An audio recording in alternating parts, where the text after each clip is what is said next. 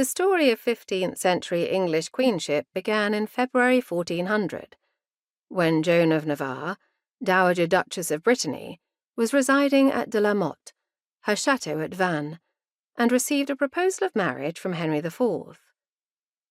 Henry had then been a widower for 6 years. In Paris he had considered marrying Lucia, daughter of Gian Galeazzo Visconti, Duke of Milan, or Marie, Countess of Ur, a niece of Charles VI, but Richard II had scuppered those plans. Now, as king, Henry needed a great marriage alliance with political advantages, and he saw Joan as the ideal choice. He was hoping for an ally against Charles VI.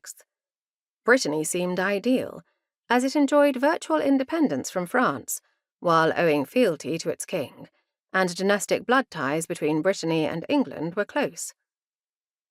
A new alliance between England and Brittany would be advantageous in terms of enlisting Breton support against France and encircling that kingdom with Henry's allies, while England could profit from the Breton salt trade. Doubtless the king also had his eye on Joan's rich Breton dower, the financial settlement with which a man endowed his wife on marriage, as opposed to the dowry she brought to him. He believed that her illustrious dynastic connections would benefit him. Being a usurper, he was in need of powerful allies, and may have felt that marriage with Joan would equate to recognition of his right to rule and his acceptance in European royal circles. It is possible that they had met in the autumn of 1396 at a royal wedding at Calais, or in England in 1398, or in Brittany in 1399, when Henry was Duke of Lancaster. At 33, he would surely have made an impression on Joan, being a powerfully built man of 5'10", always richly and elegantly garbed. He was handsome, with a curled moustache, good teeth, deep russet hair, and the short, forked beard fashionable in that period, as was seen when his tomb was opened in 1832. He was well educated and proficient in Latin, French, and English, although, for preference, he spoke Norman French, the traditional language of the English court. A skilful jouster, he loved tournaments and feats of arms, and his reputation as a knight was widespread.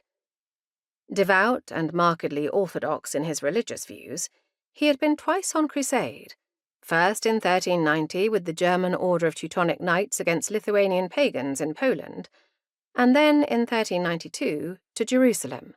He loved literature, poetry, and music, and a consort of drummers, trumpeters, and pipers accompanied him wherever he went, while he himself was a musician of note. Joan might have detected that he was a man of great ability, energetic, tenacious, courageous, and strong.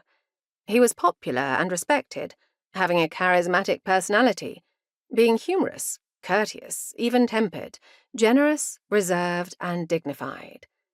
People were impressed by his courtesy, chivalry, and affability. He was conventional in outlook, staunch, and devout. It may not have been apparent to Joan that he was also ambitious and restless, or that he could be a devious and calculating opportunist. But when the couple met, he was an exile, having been banished from the realm of England by Richard II. Attraction there may have been between the Dowager Duchess and her visitor, but his prospects were then uncertain.